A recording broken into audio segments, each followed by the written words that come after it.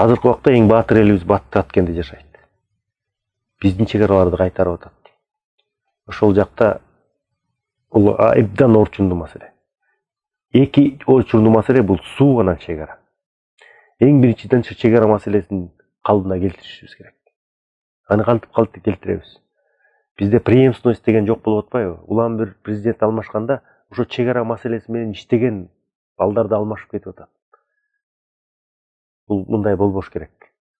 Кайсы президент кетпесин, кайсы президент келбесин, чегара маселеси менен иштеп аткан жигиттерибиз бир ордунда туруп, аягына чыгарыш керек.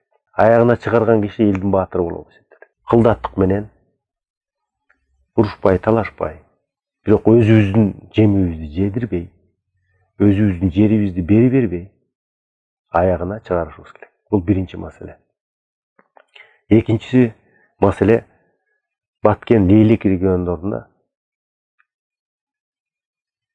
Козбагылан, Сох деген дарыялар бар. Ошонун мүмкүнчүлүгүн биз туура колдонбой атабыз.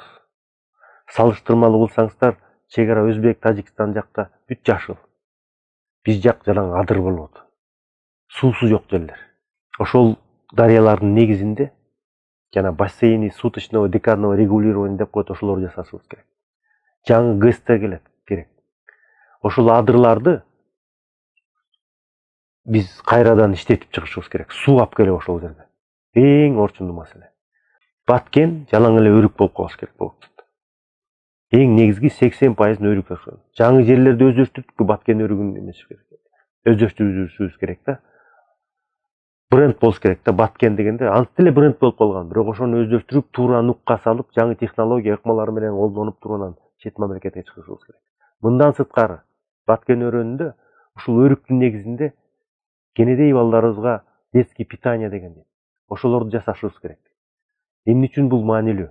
Азыркы убакта биз бүт детский питанияны чет мамлекеттен сатып алабыз. Ал кандай сапат экен, кандай таасир берип атканда түшүнүгүбүздө жок. Ошондуктан өзүбүздөн чыгыш керек. Мындан сырткары Лейлек району илгертеден бери килем токучу.